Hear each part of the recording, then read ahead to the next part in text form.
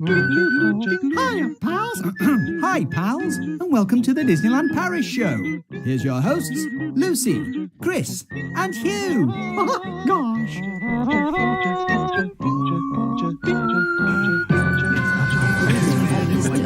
And now, Disneyland Paris news. There is no news.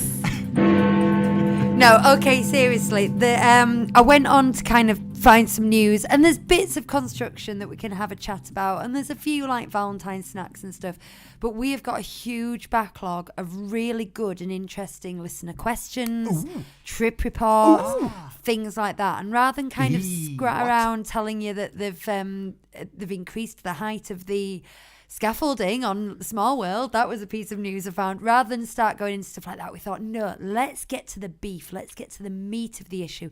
And the meat of the Disney issue is Aaron has been seeing newsies today. Ooh, very nice. Before we start doing a Who's in the Chat, I just want to get my rant out about newsies, because I kept a little pocket of money, especially... Get the button ready, Chris. Fingers on the button. A little bit. Especially to go and see newsies, and I've got this thing that I like to do where I get a day off when there's no Bonnie to pick up from school, and I get a train down to London and I see a matinee and I get a train back, and it's all nifty and great. And I got this planned and I was just about to buy my ticket, and then they announced a rail strike for that day. Aww. And there is literally no other time for the next, 4 years when I can get an afternoon off, so I'm a bit grumpy. No, you're not getting a jingle for that. I don't think that's grumpy enough. But 100% support the strikes. Stick it to the man, support the strikes. But you know I love it when people strike. Down with this sort of thing. Yes. Fair pay for rail workers and such. We've got an interesting thing going on. Can I just talk technical for a second? Yes. So we love it when you do that, Chris. I know, we love it. I've got a speaker here, and that's how so we can hear the jingles. But what's happened is I've recently plugged it through our mic amp, and now we get that back as well. Have you noticed you can hear yourself back? And I was really worried that was coming out in the real world, but it's not. It's not coming out in the real I haven't world. noticed that we can hear ourselves back. Well, watch, if I do this now and turn it up a bit, you can start to hear. Hello. Yeah. Ooh. There you go. Well, it is anyway. Hello. Anyway, it's good. It's all good. That's all it was. That was a really boring bit of thing. Do you want to talk about who's here then? Yes. Audience trip roundup. Well, that's interesting. I think it played. But we've been playing around with the microphone. I just turned the volume down till it was off. So that was pretty silly, wasn't it? Hang on. I'm going to press it again. Oh, okay. Audience trip roundup. No, that's the wrong jingle, though. Oh, that is the wrong jingle. It did actually play in there as well. I'm going to play the right jingle now and turn myself back onto what it is we're doing today. Who are they? All about, please. Aaron was first in the chat today, who says, "Hey everyone, on a train back north from London. Always off gallivanting, Aaron. Not sure if the train Wi-Fi will hold up to streaming, hoping it will. We hope so too, Aaron." Bob Sangwell says he's hoping to drop in at some point. Oh, that's nice of him. I hope he does it like Peter Pan on a wire. Can you imagine if he just dropped into screen here? like Bob with wings, that would be best. He was being particularly... well, no, actually, I was going to say he was being grumpy on his Disney Then and Now page this week. He wasn't Bob being grumpy. Bob is never grumpy. He shared an article which told us the new story for Tiana's salt mine. Is that what the ride's going to be called? The official name? Yeah, is that Mummy, what? salt mine. Is it really? No, okay. But it is a salt mine. Okay, we'll talk about the story later if you like. I thought that might be a good one to bring up in the Patreon. Tell me that later. Yeah, that'd be good. Also in the chat we have Ross, and let's start with this one, who's been excited all day for the show. Yeah. And we also have saw your tweet. Miriam and Kiva and Jimmy and John.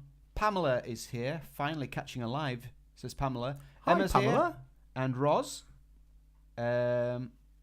Anne is also here, as is Daisy, and Andrew, and also Fando13. Plus, who is Nate? Question mark. Mark Chester. Ooh, do you know what? There's loads of you. Helen's here, and Emma. I think I already mentioned Helen, and Susie's here, says long time no see. Good to see you again, Susie. Hey, Susie. Our pal Susie. And Pauline, Wits Wanderlust, Thea, voiceover guy. Oh, are we nearly there yet? We've done that one. And Jill's here. Are we and nearly there yet? Laura is also here. Laura's Hello. first time catching a live. Hi, Laura. Hi, Laura. Everyone. I like Bobby said, if only I could fly. And then he says, I'm not talking about Splash. Can I just say, it's only just occurred to me how ironic it is that my plan to see Newsies was thwarted by a strike, given that it is a musical about a strike. Oh, there you go. Ironic. Isn't it ironic? It's like 10,000 spoons and all you need is a knife. It's not I want to mention my shirt real quick. Listeners, I'm wearing a stripy shirt in the early 90s colours of dark blue, dark green, yellow and red. And there's a yellow on there? Yeah, there's a little bit. A tiny bit yellow. But I only bought it because it reminded me of like early 90s like Mickey Mouse stationery. We were both very impressed when he walked in and sat down. Yeah. all we casual both in went, his shirt. oh, that's nice. And then Chris went, oh, that is nice. £4 from a charity shop. Very good. That's what you should say on the red carpet if ever you're invited. When Brad Pitt's next to you in his Armani, his Ted Baker suit, £4 from a charity shop. Should we talk drinks? Because we've got Yes. something a little bit different today. Finally. Hey, ole, it's showtime. All together. Your tiki, tiki, tiki, tiki, tiki cup in your tiki, tiki, tiki, tiki, tiki cup. Well, you made yourself a beverage, I'll drink it up from your tiki, tiki, tiki, tiki, tiki cup. Well, Chris brought in a Robinson's Fruit Creations. My current favourite which cordial. takes us back to the heady days of the mango whip from Café de la Brousse in Discoveryland. It's a mango flavoured. Chris likes to describe the earthiness of the mango, which he's done before. And it's right, there is an earthiness to mango. Yeah. Well done, Chris. It's orange and mango. Thanks for those, Chris. He's also brought in some tins of Rubicon. I have brought in some cans of Hashtag Rubicon. not sponsored by either of Would you, these. would you like a mango Because Rubicon? I would. Oh, it's mango as well. Because as Chris Yeah. said earlier, he said... Would you like one? Are you going to taste it? Are you going to try it? I'm going to try Chris new said earlier, things, as, Chris. as he brought these down, he said, I like a bit of Rubicon. Is that what he said? Yeah. I'll love a bit of I Rubicon. love a bit of Rubicon, but I've not had the mango one A before. satisfying can opening sound for the ASMR crew. Oh, What an annoying sound. Right, guys, wonderful. let's get on with some business, shall we? I just wanted to say another thing about drinks. I have a plan. I'm going to make bubble tea. Maybe next week, maybe the week after. I'm just waiting for some ingredients to I come. thought you meant for a living. Nah, well, let's see how it goes. It was with like you're just making a it for us life-changing first. announcement Yeah. then. I've got a plan. I'm going to make bubble tea next week, I think. That's my plan. That is my plan. Anyway, go on.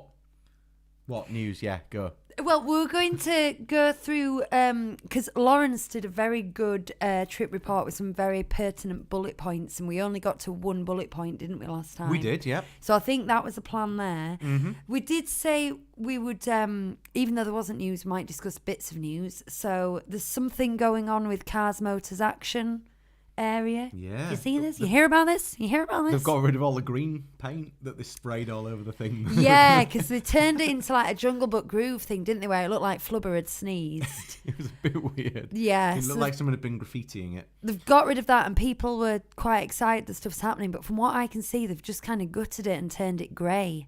So It'll fit in nicely with Avengers Campus. we love Avengers Campus, Chris. Yeah, but it's very grey, isn't it? It's quite grey. I mean, apart from the big red building, obviously. The big Yeah. red brick building. It's And the very interesting stonework and grey. graffiti Obviously, you have areas. to strip things back to kind of grey-white to start before you do You something else do. anyway. So I think where all the excitement was coming from was, ooh, what are they going to do with it? Because like you say, you strip things back before you build them up. But then we also have to accept there's the possibility that it was a maintenance thing. And if stuff starts to fall off stuff, then it's better to sort of strip it back if they're just going to leave it. Yeah, maybe. So it might be that nothing's happening with They're it. building it up to knock it down. But it might be that something's going to happen with it. So you heard it here first, people. Unless you Maybe read about it something on will Twitter. happen with it. Oh, yeah. You probably didn't even hear it here first. Aren't you glad you get quality out of us today? That's what we need to remember. We're a Disneyland Paris magazine show. We don't break news. Yeah. Something may happen, something might not happen, and you've probably already gleaned We it. collate all the latest news that we've stolen That we from deem worthy. Twitter. And we present it to you in a bite-sized pieces. So there's with that. impressions and drinks and that. Mm-hmm. I think they've moved on to a new phase with the Disneyland Hotel, which just means they've shifted some boards over a bit, I think. The extended security bit's nearly done, isn't it? They're doing the floors at the moment. That's looking like an extended security bit. Yeah, with a newly done floor. I mean, honestly, from a distance, it kind of it looks like it's just been extended, which it has. But you can see that they'll get people through quicker if they've got people on all of them and they're not just opening one of them and leaving the rest of them shut. Well, that's the trick, isn't it? That's it. What else? They've started the Arundel Castle thing seems to be making some good headway. There's a lot of concrete going up there, and didn't see the definite definition of a lake and stuff there now. It takes a lot of imagination to look at it properly, but if you go and look at DLP report, I think it was them anyway. They did a mock up of what it'll look like using some of the concept art fused over the top of the actual photos of the thing, and it looks pretty decent. And it looks, it helps you think about it a bit and get an idea and feel for it, and that sort of thing.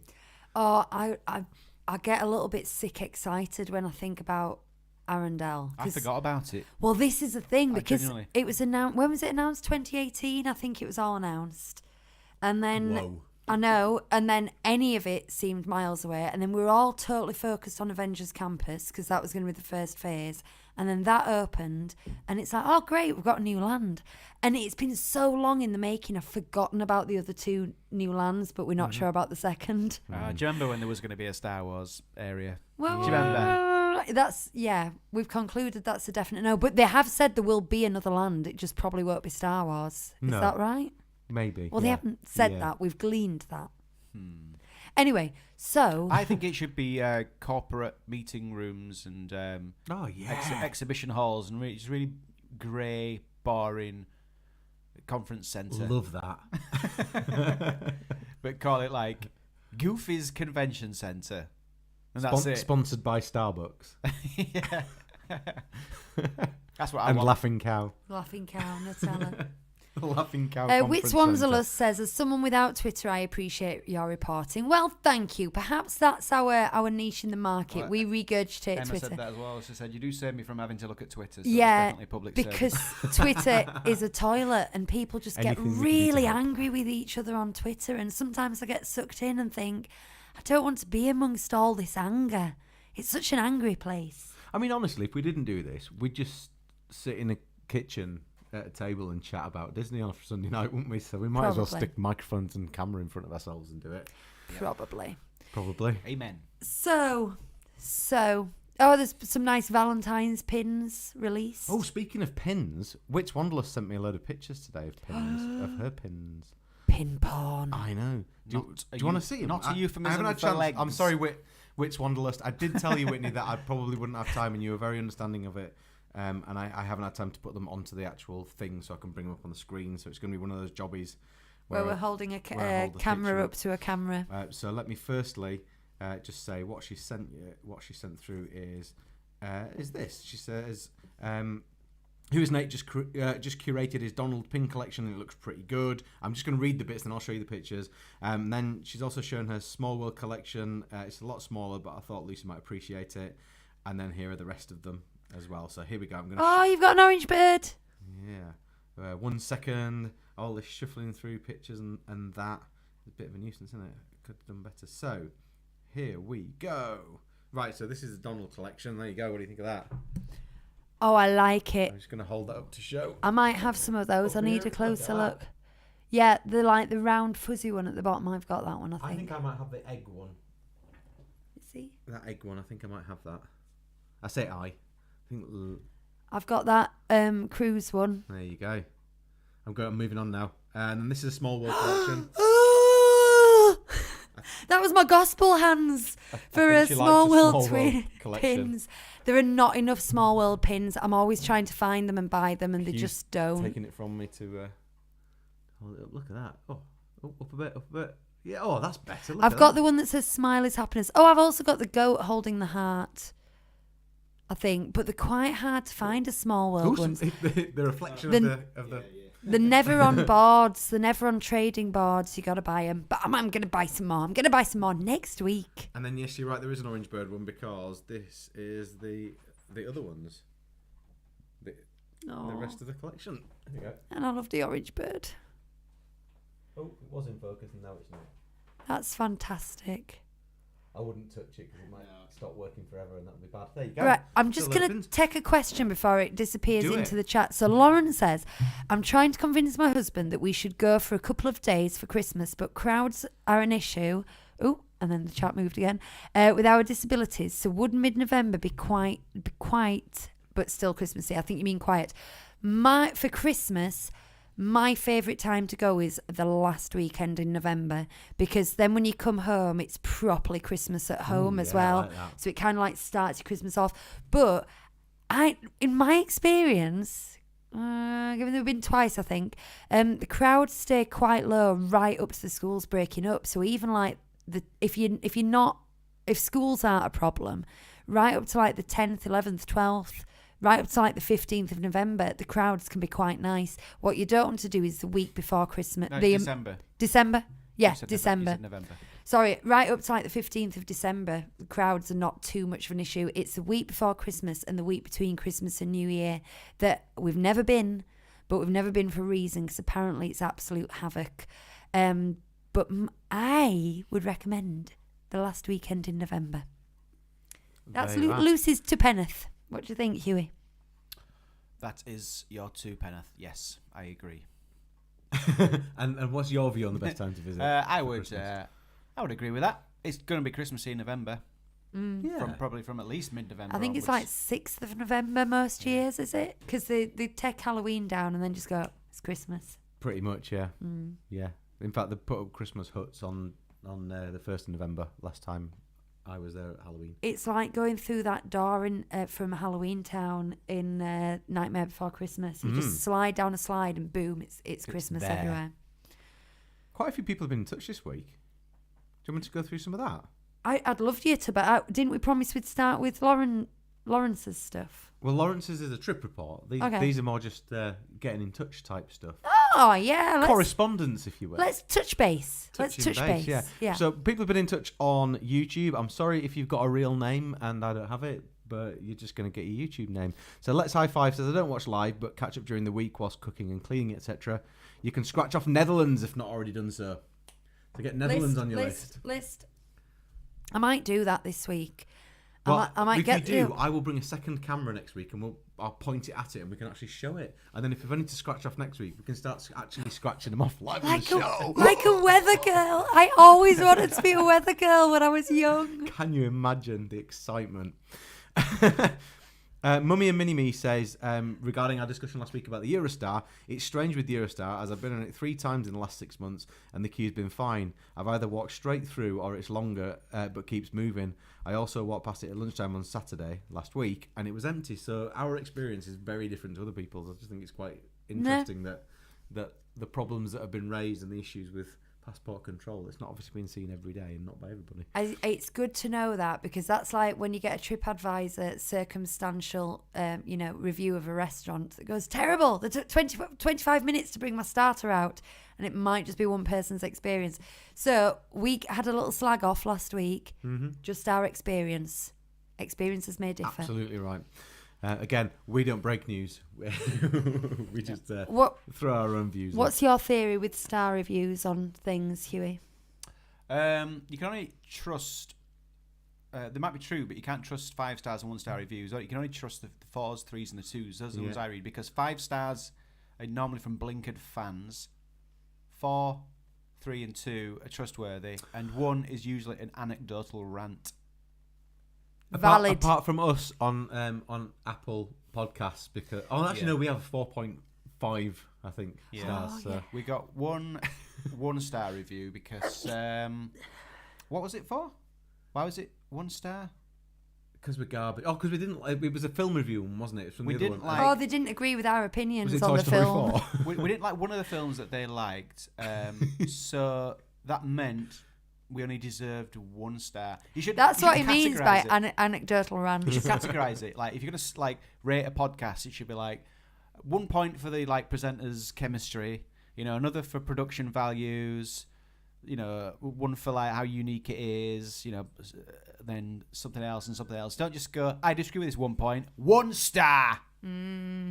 Ridiculous. Mean. Speaking of which, if you want to go on iTunes and leave us a review and a positive one, that would be lovely.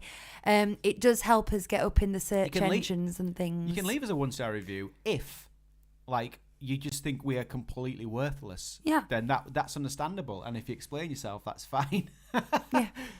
If you like Lucy's voice, really grates on my nerves, say so. No, well. I know for a fact that someone hates me online. They said, "What's his problem? What is with that? Yeah, they just kept saying, What's with that Hugh? What's with him? What's with him?" And they didn't explain what they meant. They just hated me, and they even said they went on a hate binge watch because they hated me so much. Hey, that still means we got the clicks, so that's fine. Yeah. I'm just going to, again, before the chat goes up, I'm just going to address Brian Passey's question. He says, hello, speaking of pins, is it worthwhile to bring some slightly older pins from Disneyland, California for trading? Preferably, I'd say. I was going to say, that is a brilliant idea, and you would probably get good trades for those, as long as they are genuine pins. You might even get a conversation out of one of the pin traders if you're lucky. But the French are very snobby about pin trading, and it will be a like-for-like situation. But that probably puts you in good stead for getting some. We had some good trades. Someone walked past Lucy outside the Cars ride in Hollywood Studios, and you did some trading with just a passerby. I did. So that's quite nice. That's fun. It's happened once there, hasn't it? And it hasn't even happened in Florida, has it? Once ever it's happened that like a passerby has said, "Oh, do you want to do?" A guy walked past me in Wilderness Lodge and asked to see my lanyard, and then he stood looking at my lanyard for a bit and then said no, he didn't want to trade anything. That's awkward. But especially because your lanyard sits very close to your lady area. Is that what top you said? lady areas? Is that what you said? No, I don't. What? No, but how long was it? Oh, that lady area. The top lady areas. Okay. So the mammaries. So if a gentleman stops and wants to check your pins out, it was a little uncomfortable. It might have meant your legs. I think it was real. I you don't think for a minute. Off to have these conversations. Prod and poke. I did hold it out to him like that, but it's still it got quite close and had a little nosy, and it was a genuine pin trade. It's when he started sniffing them that we got a bit worried. Right, who is Nate says, wait. I'm trying to move on. Who is Nate says, wait, should we only leave 4 stars since 5s are worthless then? Yeah, probably. Or don't listen to Hugh. Well, you can leave 5 stars, but if it was me, you have to really mean it. I would filter it to the 3s and the 4s, just to see. I like writing reviews on Amazon, and if I like something, I will give it 5 stars. I do think about my reviews before I do it, but then usually my reviews, I just write a completely pointless things like plasticky and sufficient or whatever. I like to just put things that explain how I feel about it, but don't necessarily help people in buying stuff. I'm just going to come back to Brian because he's planning on pin trading in Paris, and if you're used to pin trading in America, it's a little more limited. They do have a pin trading post, which is like a shop and a stall entirely dedicated to pin trading, and your best bet is to go up there because you can. A lot of cast members just don't have pins on them, so it's up by the Pocahontas Playground. Is that called the Pocahontas Playground, or has it got a snappy name? It's called Pocahontas. Let's find something. Yeah. Hang out. The Pocahontas Playground, which is behind Big Thunder Mountain and going up towards the Frontierland Railway. So that's where you're going to find Pablo's trading post, and that's where you want to go, Brian. Lovely little shop. It is. We like to get ice creams and take them all the way from Café de la Bruce up there, dripping by that point, because it's a little bit of a walk. Hugh doesn't like to enjoy his trips. No, but I said I like to take them there. But if it's not too hot, because sometimes, in fact, I got there once quite angry, and Lucy started to talk to me, and I said, "Can you just take this? It's dripping all over me." And I just really wanted my mango whip, and I wanted to take it and stop talking. I think you were vlogging, and I wanted my ice cream. We're going to find out what that playground is. Cause, It's Frontierland Playground. Wits Wanderlust has already told us. I guess I don't. I felt like it wasn't called Pocahontas I Playground. remember having Pocahontas naming it though. I don't know. Yeah, it's front. Yeah, you're right. Wits Um, Wanderlust. What else can I tell you? Mike Jackson's been in touch. He says, "Hi team, some seriously great shows these last few weeks. Really enjoying them. On our last trip to DLP, I was picked out of the crowd in Stitch Live. What a brilliant experience." We were talking about that last week as well. Yes, wasn't it? yeah. He also says, "I still have a trip report to send you. I could give some insight into the priority card if you like. So that's good. We're going to get some insight in that as well. Yes, please. Please send it through." Who else has been in touch? It's me, isn't it? I'm reading over your shoulder. I can tell you if Deborah? you want. I did honestly do that on purpose, surprisingly. Philippa Chapman's been in touch and says, "Hi, would it be possible for you to talk about different breakfast options at DLP at some point, especially what places are open inside the parks, as I know there's not much. Yeah, not much. Trying to plan as much as possible as going with a toddler for the first time. Thanks." Yeah, I feel really bad because I kind of promised this video and then started a university Well, I course promised and all food videos as well. and forgot not done about I time. didn't promise anything. it. Yeah. So, It's the yeah. way to go. Excellent chance inside the park for a sit down. It's all quick sit. Well, no, okay. Full conversation for a sit down character breakfast. You've got the option of Plaza Gardens, but you have to book well in advance. The easiest way to do it is do it through Disney when you book, but otherwise it's Well, if you don't book it well in advance, then in that way, In that then way. you can't book it until a couple of weeks out. it's only 3 days, I think. If you're not staying on site for some reason or you're doing an annual pass thing, then it's 3 days. So try book it when you book it if you want to do that character meal. But if you're not doing that, then it's quick service at Hyperion, and I quite like it. It's got a feel of a McDonald's breakfast to it, hasn't it? It's kind of like an egg muffin situation, and croissants and orange juice and things. And I've got fond memories of that breakfast. But what we tend to do is we make the most of the first hour and then we snack. And so for your options then are Main Street Bakery and, croissants, muffins and things that they've got there. Or I am partial to a Darth Vader waffle in Discoveryland. Could eat in the village. Mm.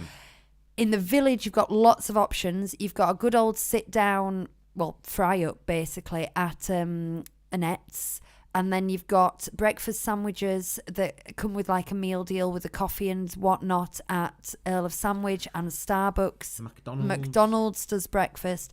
In my opinion, the highest quality food you're going to get is doing a hotel breakfast. Yeah, the hotel breakfast is spot on. Not cheap, but it's buffets. But I can't remember how much it is. But it's But worth you can load it. up for your lunch if you Oh want to. yeah, Not that we, you really condone that. fill up. You do really fill up, and you could probably do with a really light lunch after that. Cheryl says we loved the Earl of Sandwich breakfast, and Mark Chester says Luke loved the breakfast at Annette's Diner. Yeah. Did he use the fork? Use the fork, Luke. The pancakes are very sticky, Luke. I think if you're on the once in a lifetime trip, and you're there like say 4 days, you want 4 breakfasts, I would do one of each of these. I'd be like, let's breakfast in the hotel one day, and another day we're going to do early magic time and then just get snacks. Another time we're going to see what Annette's is like. You know what I mean? Because we tend to we just do it now. We just do it. We're down to snack level. We've stopped planning that much. You can also, if you haven't got breakfast, you can, and you're staying in one of the hotels, you can always go down in the morning and pay for it anyway. So you can do that. Yeah. When we went the first time, we went to Cafe Hyperion for our first breakfast, and we said, we're not doing that again, mainly because of the queuing, not because of the food. And that was our decision made for the rest of the holiday. So we ate at the Chuck Wagon at Hotel Chain then for the rest of the week, and we just paid the supplement on top of what we got to cover the cost. So you can just go down and pay for it if you want to, if you're staying there. Yeah, I will say, I didn't mention that the queuing at breakfast time at Hyperion is horrendous. And that's another thing. If we do it after extra magic time. We don't waste our extra magic time queuing in Hyperion. It's bad if you get back to your table and you realise they've forgotten something fundamental from your meal, and there's you have to kind of push back through to say, which never looks good, does it? It's not a good look pushing through just to say you've missed something off my order because people think you're pushing in. Not good. Not cool, man. Not cool. Okay, one more person's been in touch. It's Pamela, who's in the chat today. And Pamela says, one for Lucy. Thanks so much for introducing me to the concept of Disney bounding. I'm 60 days out. She says 57 in the chat now, I've noticed. 57 days out from our post-pandemic bucket list trip. And look what came in the post. Photos below of me geeking right out. Also, I'll show you the photos in a second. Also, can I please ask, in one of your videos, you mentioned a place near Auberge de Cendrillon where you can see cast members as they exit the castle stage. Can you describe that again, as I'm not sure where this is? Yeah, I'll do that first. There's a courtyard outside that place you just mentioned. Auberge de Cendrillon. Auberge de Cendrillon. Cinderella's Royal Table. The one that's... I know. I don't know why I'm waving this tiny hammer around either. That's my... It's a Mjolnir of failure. At least you're worthy. Yeah, where these Cinderella's carriage is... Brilliant photo spot, by the way, and it amazes me how quiet that area is. You can almost always get a photo there. If you go where the carriage is, there's a little archway on the far side of the courtyard. So not the one you've just come out of, not the one where you can see the sword in the stone. Go into the courtyard and then back out again, and you'll find yourself in like a little... I don't know, like just a little place. A little place. There's a tower there that you can't go up in. Yeah. And there's a walkway that'll take you down to the wishing well when it's open. And you've no earthly reason to be there, which is why it's quiet. And it just so happens that, they just walk past you. And we had a lovely chat with Snow White there. Yeah, when Bonnie was dressed as Snow White. Yeah. If you want confirmation exactly of where it is, if you look for the secret spot on YouTube, loads of people talk about it, and they call it the secret spot, don't they? So might not be that secret What's anymore. funny is when we went back the time after that, we saw a Rapunzel who looked a lot like the Snow White that we'd met. I was watching the video back, and I was like, that's interesting. Pamela has a PS for you, Hugh. While snack stalking on YouTube, yep, I'm that lassie, I came across a Sam for God vlog at the Web food truck. I can indeed confirm the sad news that the mango cup is naught but mango chunks in a cup. Yeah. Sad times indeed, the search continues. So here is... there was some speculation love about whether the mango cup was just chunks of mango. You have my full unadulterated I can't get it in focus. I apologise for this. appreciation for that.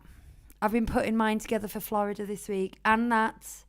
And that I've done Ariel in a similar vein to that with a full skirt. Good. I've just put together a bound for Bonnie this week.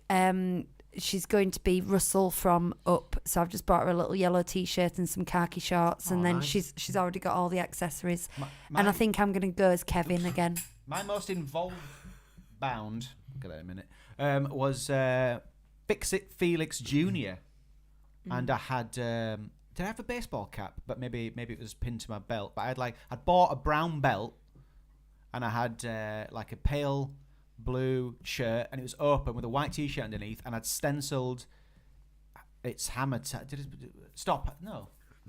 It's hammer time or something. Yeah, it's hammer time on your t-shirt. On the t-shirt, and then I got a tiny little gold hammer pin, and I got some 8-bit style glasses.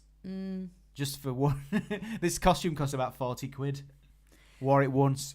That's it. It's very addictive. My favourite of yours that I've seen on photographs of your trips is the Nick Wilde. Oh yeah. Well, that's more like cosplay because yes, it is. But I quite like it because it's a shirt and tie that were like bought as like a cosplay thing, but people got a kick out of it. I don't know. I mean, I suppose it is cosplay, but it's also clothes that you would wear. It's not like it's not a massive stretch from what you would wear regularly. I think last I saw that shirt, one of the buttons had come off, and then I took it again, and another time and I forgot, and I just couldn't wear it because it was just too open, like at the belly. I'm gonna find my my Fix It Felix Jr. thing. If people want to see it, I'm gonna tweet it in Instagram it under the hashtag 37 Disney Street Fix It. Excellent. So that's all the things I've got. If you have been in touch, I apologise if I haven't got you down here. I do have a lot of trip reports still. Keep them coming in. It might be getting to the point where I have to be quite selective about what I read out and what I don't, because we're getting a lot of stuff from you guys, and it's nice great. problems so to have. Yeah, it is. It's fantastic. So yeah, I don't know where we're at now, but if you're ready to go with trip reports, and we can jump into Lawrence's trip report that we started last week, if you like. I would say shoot. Cool. Start from the beginning because there was a funny bit at the start, and we want to get the full effect. Audience trip roundup. If that's all right. Last time on Audience Trip Roundup, Lawrence Wheatman got in touch with us. We started reading his report up. We started reading it with 3 minutes to spare at the end of the show. Sorry about that, Lawrence. He began by telling us in a very nicely broken up email with his first section about a booking tip: don't have more than 3 children or take a friend. Take a friend. That was the tip I took from that. I enjoyed that.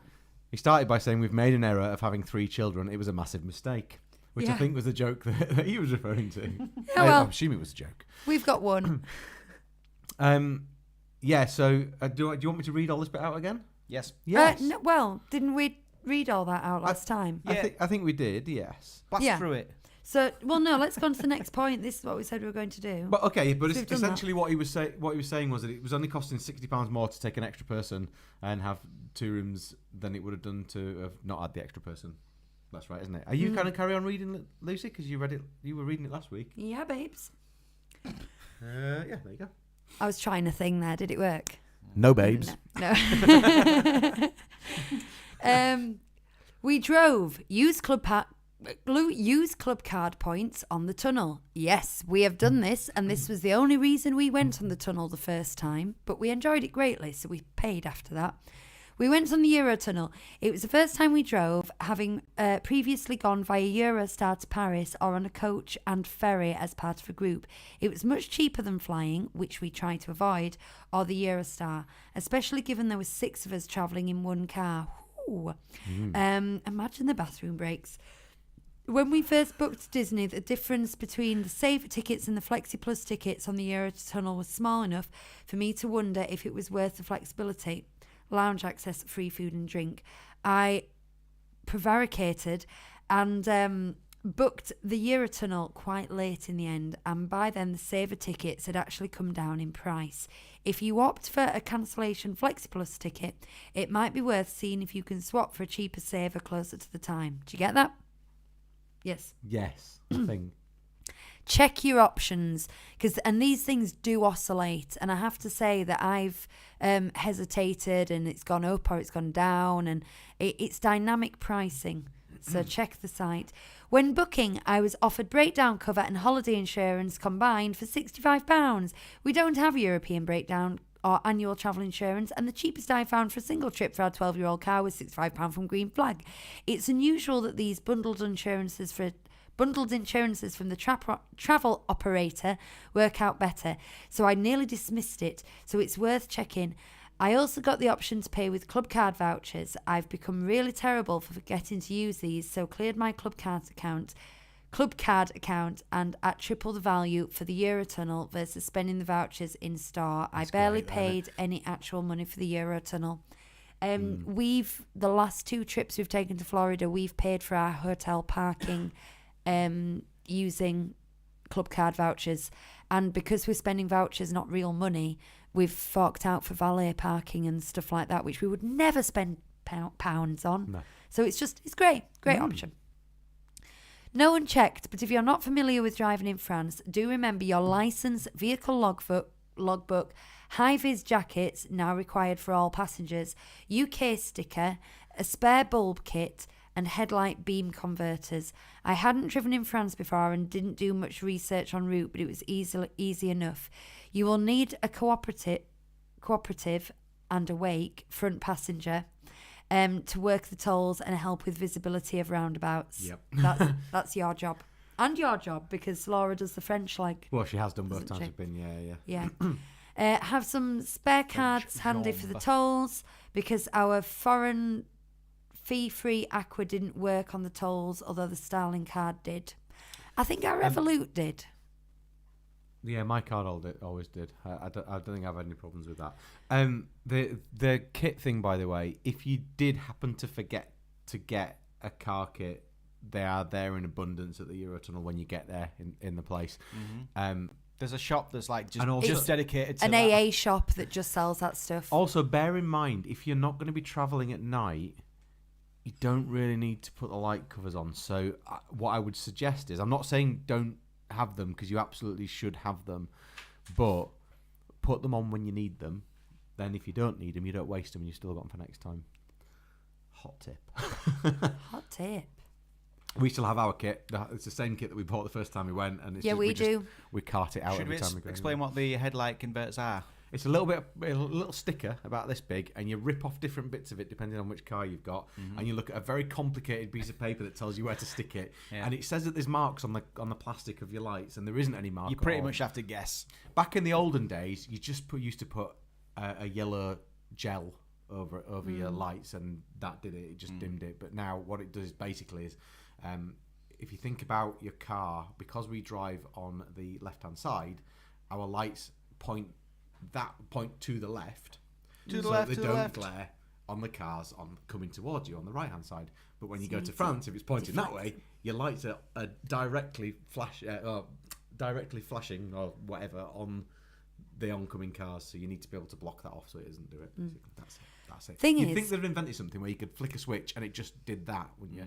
That would be the logical thing. Thing is, I do the physical driving, and then I kind of, it is delegated to Hugh to do tasks like that. And the thing is, when you give Hugh that kind of task, it's his thing. Do you know what I mean? He's all over it, and he's like we're gonna get this right. This is gonna be the most important thing on the trip. And you were so on all that driving stuff, and all I had to do was make the car move. Really. Yeah, Yes. I did most of the work, Yeah. and you drove hundreds of miles. Thank you, Chris. I put a sticker on some headlights. No, but I mean, you were on your knees. You were lining things up. You It were. makes me want to go and drive to Disneyland Paris talking about this. I'm sorry. I love the drive down. Let's do it. So the high vis thing's new, isn't it? No, that's been in for quite a No, long we've time. we've got 3 under our passenger seat. all right, well- We've had them for Oh, ever since we first drove. Yeah. we should You're have known supposed that. to have one for We could have every made, person in the car, right? could have made a Beastie Boys video between the three of us. We should start wearing them on the show. I shared the drive with our friend, and we managed to do the whole trip from Cambridgeshire to Disney in a day, staying in the Premier Class Hotel, a bit like a Premier Inn. 10 minutes from the park the night before and after our Disney trip to maximise times in the parks. This is a Fletch tip, isn't it? To stay in a cheap hotel the night before. Oh, yeah, stay in a cheap hotel the night before, nearby, so that you can just jump in the next day. If you do need to stop at a supermarket, I'd recommend doing this in Calais, as we found it hard to find any on the way beyond that. We ended up off route a lot, eventually finding a little where we had our only major driving incident, taking the left-hand side of the road off a mini roundabout. I'll get you every time. Only to be met by oncoming traffic and a central reservation, preventing me from correcting myself. Luckily, the car that watched me reverse up the road wasn't a police car, but a fellow UK stickered vehicle. And the driver of which was laughing his head off. Stick to the main roads, you'll be fine. Oh, well, that's fortunate. The UK would laugh. We don't want any tutting eye rolling. Do you want another one of these paragraphs? That was the driving one. Should we continue? Yeah, there's some lovely conversations about Disney banding going on in the chat. No, gels. Consider iconic small rides, not big ones, for magic hours. You're speaking my lingo, Lawrence. You are.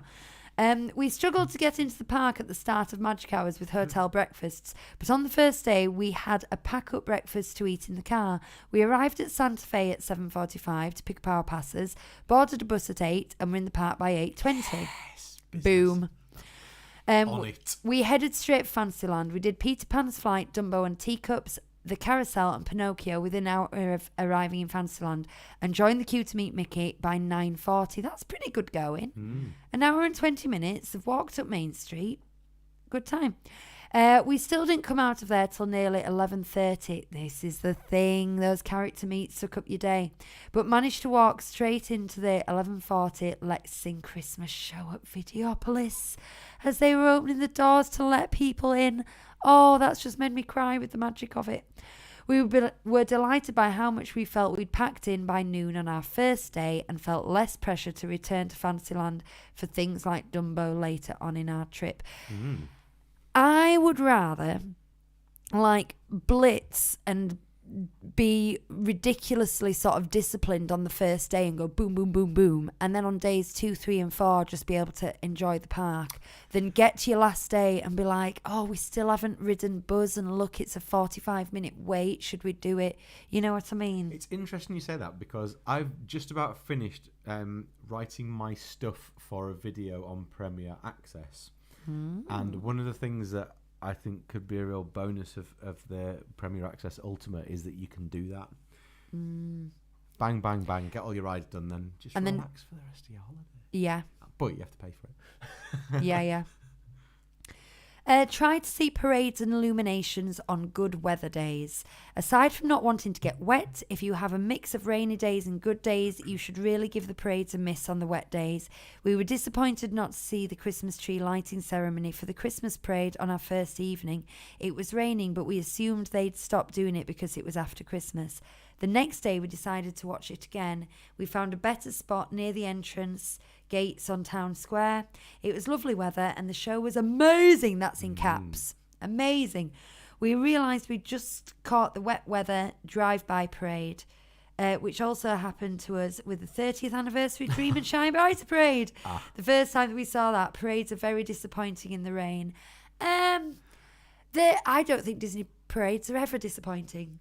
They can be disappointing in blistering sun as well, because when we were there last year, the 30th parade wasn't stopping either, was it? It was just going straight through because it was too hot for them to get up and dance. That's true. That happened to us with the Jungle one, didn't Still it? good. It's still good. It's still nice to see them doing their thing. It's just not as good as it could be.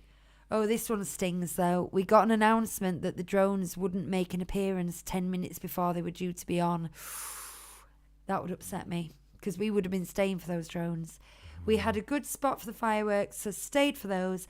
And the next night, we just watched the drones from the Town Square bandstand and made a quick getaway ahead of the crowds. Yes, that's the way to go. Would you mind awfully if I'd passed this on to Hubert? Because he's been suspiciously quiet and I'm getting a sore throat. Learn when rides are quiet. I think it's probably a bit seasonal as to which rides are busy at which times of the year, but there are obvious patterns day by day. I think that between Christmas and the New Year, it was probably busier with families, so some of the roller coasters like Hyperspace had short queues in the evenings, but Buzz Lightyear's Laser Quest was always very busy with families, meaning we used our second day magic hours to go on that instead. We found that Phantom Manor was always quiet in the evening, just after the last Christmas parade, despite having 40-minute queues during the day. Every night we went on it a couple of times without queuing and went on it 6 times. I expect this wouldn't be the case at Halloween. It's better when it's getting darker as well, isn't it?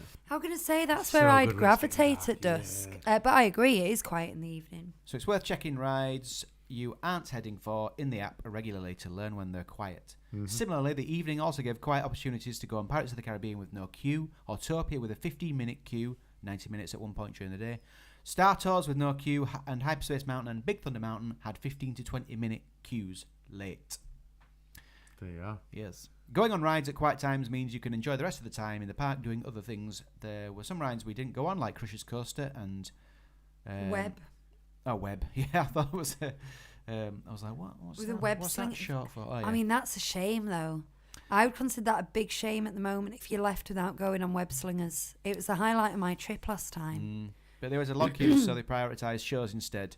I was worried that Lucy kept saying on the podcast that the time between Christmas and New Year was the busiest and that the park was at capacity with no tickets available on the gate. Lucy's pulling her face. That's true, though. And it was like that in the summer when we were there. There was no capacity. True. It doesn't necessarily mean it's unmanageable. I mean, when we were there, yes, it was really busy, but we were going on Pirates of the Caribbean with 10 minutes, 5-minute wait. Phantom Manor with 5-10 minute wait. It wasn't, a lot of the rides were fine. We walked on to Star Tours on numerous occasions. But he says we still managed to do 30 rides. Saw Mickey and the Magician, the Frozen Show, the Lion King show, the Christmas show, Stars on Parade, the Christmas parade twice, and 3 sit-down meals at Captain Jack's. Wow. Oh, sorry. Okay. Commas are important, Hugh. Yes, I know. Captain Jack's, Auberge, and Agrabah. I'm like, what? You must have really liked it. You must have loved that rice pudding. Mahi mahi. I really thought we'd struggle to fit in much at all, so I was delighted. It's because it's on the next line. Yeah. I didn't see it. Do you understand how I struggle sometimes to read these out? Yeah. Do the hotel character tour. On the last evening, we needed to get to the car from Santa Fe. We left the park at 8 p.m. and we caught the bus to Newport Bay. I left my wife and our friend forever. In the bar there to get some cocktails and took the children to see Pluto there. We then left via the back doors onto the lake and walked to Sequoia where we saw Goofy. We then took the river path to the back of Santa Fe to see Minnie. Oh. This is a good tip. Characters meet in the lobby, and often people go and meet their own character in their own lobby. But remember, you can go in any hotel you want at any time and meet all their characters too. It's a lovely walk, it isn't too far, and by entering the rear entrances of the hotels, you avoid having to go through the laborious security checkpoints each time. It was a great way to see Sneaking about around the hotel. Tip for anyone carrying a gun. If you tiptoe, they don't even notice you. It was a great way to see some more characters in a different hotel, hotel-specific outfits. That's true. And we managed to get extra photo pass photos with two of them, as there was an official photographer. I think this was all of the hotels where we could walk up and see characters in the hotels. And after doing that walk, we drove back to Newport Bay to collect the others from the bar. I don't know how much of it was luck, but I was pleased we didn't bump into repeat characters. You might need an excuse for that eventuality to keep the magic alive, such as the characters getting driven between hotels. Yeah, always have a story for your kids. They do tend to have different characters at different hotels like- at the same They time. do. It's like They improv. know people do this and they don't double up, I don't think. I think it's always different characters. It's like improv with your kids sometimes. You have to like think on your feet and be like, well, that must be because the magic. It must be because of the magic. Just use that line. Just the magic. Underground passages. Yeah. And finally, what? And Sorry, finally- Penny Bunty has just said, aren't the characters at Art of Marvel just for the hotel guests? Oh, though? yes. Now they are, and they've done it a bit different. They've got these like really unique photo spots that are actually, they're not like in the lobby. They're in a room down a corridor, and I think you have to book. Do you have to book slots as well? You can kind. I don't I'm know. not sure. I don't think you have to book slots. I don't think so. I think I don't know. There was a guy with a clipboard asking if we'd got a slot. I'll maybe say that. But it might. Rude. But we weren't staying there, and we explained we weren't staying there, and then it was just a no-go. But all the others, they're just stood in the lobby, so there's really nothing to stop you joining the queue. They've set it up different in the Art of Marvel, but that's because they know it'll be popular. So, Finally, the next trip. We like staying at Disney properties with shuttles, magic hours, no massive queue to get into the park, and the option of the meal plan. Now we've conquered driving, I think we'll be much more likely to use Davy Crockett's next time. We would drive, park at the park for free, probably still go sit down restaurants, but would be more likely to self-cater breakfast and make better use of magic hours. That'd be much cheaper in comparison. We'd save on breakfast and have more flexibility. We've been to DLP in summer, spring, and now winter. The obvious next trip is Halloween. Thanks for the Do podcast. It really helped a lot. Great tips there. I think Great tips. Really Lawrence. good. And beautifully laid out as well. your family would like Davy Crockett Ranch next time, Chris. I think it would be yeah. financially good for you, but it, like he says, it ticks all the boxes, and it's got a bit of a different feel. I fancy Davy Crockett. The only thing I don't fancy about it is the fact that you have to drive in every time. I'm not sure. I've heard he how up for fancies that you I'd be. too, Chris. The drive in is really easy. The drive out isn't, because the drive in is like 5 minutes and it's just like going to the end of the road. But when you come back, you're on the wrong side of a dual carriageway, so you've got to go down to the next junction, go round the junction, go back onto the dual carriageway to get back to Davy Crockett. So it's the one back, and I think that's where I lost a hubcap, wasn't it? Yes, we missed it once as well, so we had to go down to the next roundabout. Remember, took ages to get back. Went over a pothole in the dark, and we heard this almighty clatter. The next morning, we noticed with no hubcap. I think it could have gone off at any time, that hubcap, you know. I don't think it was the dark. I think it just rolled off. Well, I think we went over it anyway. I think it was during the day when we were coming out, just going on slip road into the motorway. It just came off then, I think. Ugh. Oh.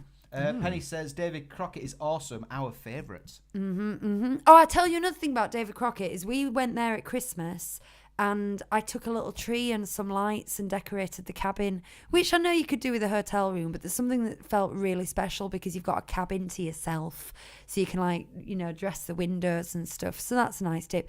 And Bonnie would be like, let's go back to the cabin in the woods. She loved it, didn't she? She was 3. Pull up a video of her saying that. I do have other trip reports, but I'm conscious of the time. I have a question here that I think I've missed. So if I've asked it before, then I apologise. But I think it's still good conversation anyway. Always. This is from Sebastian Alway. Sebastian says, I'm returning to DLP after about 15 years. This time I'll be going with my wife, mother-in-law, and taking my 2 children, 5 and 2 years old, as we wanted to enjoy the magic through their eyes. I'm sure it'll be the start of regular visits mirroring my childhood. Have I read this out before? It sounds familiar. But oh goodness me. Well, I feel bad if I have, because it will only been last week. But anyway, thank you so much for the podcast and videos, which have been helpful and enlightening. Sounds like there've been quite a few changes, but I'm looking forward to getting back to the place I really love. I feel like we have read this out before, The question anyway is, what would be your top tip for arriving at the park about 2 or 3 p.m. for the first time after having got off the train? Oh, ask that I question, think I think you asked it, and we said let's answer that next week because we're getting towards the end, just like we are today. There we are. This is your end of podcast question, isn't it? Excuse me, go. spitting. What would your tips be? For arriving at between 2 and 3, so they're staying at Santa Fe, and you'll have to go get checked in and everything. So, but you're just gonna head straight to the park. So Do we have have did to? talk briefly about this because you said you need to go and see that. You need to go see the castle. I think we have. I think we've talked about this. I feel like we've already said it, and I brought it up again because I didn't unflag it. But yeah, mine would be get yourself down Main Street, surely. Absolutely. I'd just head straight through the castle. I wouldn't. You're hitting the rides at one of the busiest times, so I wouldn't be like, oh, you must go to this ride. I would plan a route where you get to see everything. Walk down Main Street, walk through the castle, walk to the back of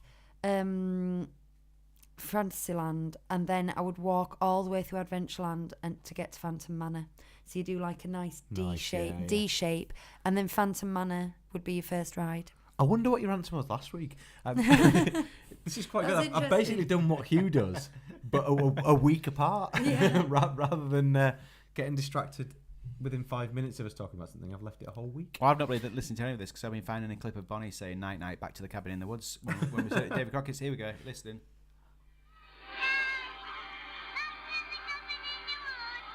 Back to the cabin. Oh my God, She's got such a strong accent at that age. She doesn't sound like that anymore. She was so cute. That was 3-year-old Bonnie. I haven't in the woods. heard that voice in ages. Did that come across, listeners?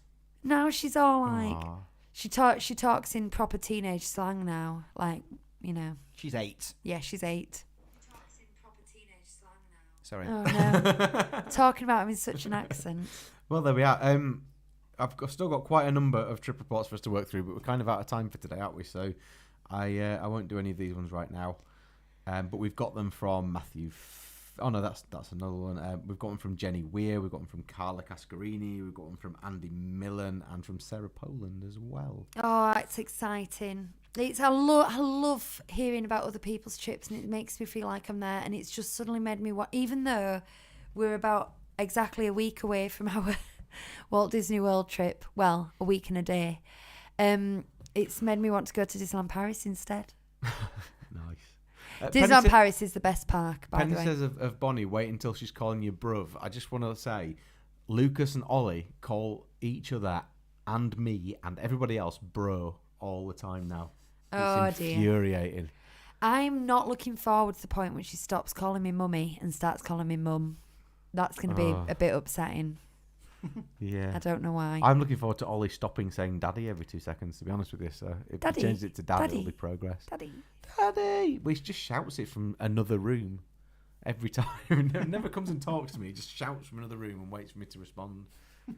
Pamela just said, Love 1 my week to kids. Walt Disney World. That's awesome. Jealous. Yeah. It's been a rather unplanned. No, it's not unplanned, as in we weren't expecting it. I just haven't put as much planning into it because of busyness, and it's a bit scary, and I genuinely can't believe that 11 days will be there. So what she said today, she went, no, like, I can't believe it. Can't believe. Are we going to talk about this in extra magic time after this. Probably. I don't know what we're going to talk about, but probably there are things. I think it's 9 days. It's next Tuesday. Is that 9 days? Yeah. But that's a fair point. So next week we have a show here with the three of us as usual.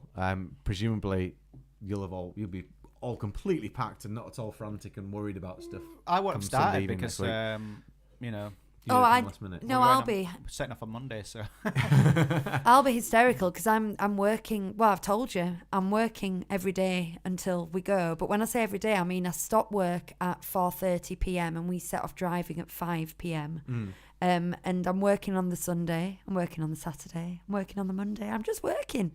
I might be quite chill because the work that I'm normally doing at the weekends, I will have finished in a few days' time, so I might be just chilling out. Sounds nice. Pamela says, can we get a packing vlog? We will see. I also mentioned to Hugh the other day that we went in May last year and then we went to Disneyland Paris in August, and I have got vlogs from May last year that I didn't finish editing because when we went to Disneyland Paris, I started editing Disneyland Paris vlogs, and I've got one from Disneyland Paris I didn't finish editing before I started uni because I started uni in end of September. So I've actually got last year's vlogs unedited, and I'm just wondering, do I want to get more footage? But then it feels like a waste to go and not. You might get a packing vlog. But anyway, it means that for 2 weeks there won't be a Hugh or a Lucy, and it'll probably be me and maybe Lucas, or maybe just me. It might just be a really short show with me doing all those different voices that I can do. I'll have some kind of conversation with myself and try and make it. We'll try and do some sort of live show, but it won't be on the Sunday because, as Lucy pointed out, we're between hotels. So it won't be easy to do a live. We'll figure some out. We'll check out maybe on we'll the, do it on the day morning, on a Saturday or something, or whatever. Just stay tuned. And if you miss it, it'll be on the channel anyway. So and the Sunday show will still happen. It just might be very short. And we'll see. Lucas hasn't done one for probably. Well, last time you went, when was that? May last year, did you say? Yeah. Yeah. So he probably hasn't done one since then, which means he's nearly a year older. So he might have learnt some stuff. Mm-hmm. So it'll be quite interesting. Do you know Pythagoras' theorem now? No, he's learning French at the moment, so that next time we go to Disneyland, he can speak French. Cool. He's using Duolingo, other language. Oh, that's very good. Things are available. Yeah. There we are. Are we on time? Are we at time? We are, aren't we? Yeah. Sorry, Anne F says my daughter is 9 and she called me mum to her friend when I was driving them to dance last week. Well, you see, Bonnie's best friend calls her mum, and I'm like, I don't want it to rub off. And they have car journeys together. Sorry. Penny's spot on. No, Penny's just said you can get through all those trip reports while Hugh and Lucy away. Maybe it actually does give me some content, so that's not a bad idea if we don't get through them next week. But that's a very good point. Mark says get Bob on. Get Bob on. Could do that. And then the week after we get back, it will probably be Walt Disney World Takeover, won't it? The week we get back, because we will have a trip report from Walt Disney World for 1 week only. Yeah, but we try to keep it vaguely tethered by sort of comparing some things to what's comparable with Paris. The real thing is I live vicariously through you two, and so if you didn't do a trip report, I wouldn't get to hear about your holiday because we don't talk to each other unless we've got a camera on in front of us. So that's a lie. So we have to. Do I know intimate details of your life. Sometimes I wake up to text messages from you. Yeah, I know. I don't know what they're talking about. It's all about you, Hugh. Right. Go on, you normally finish. Oh, yes, I do. Okay, I've been Lucy. These have been the boys. Goodbye.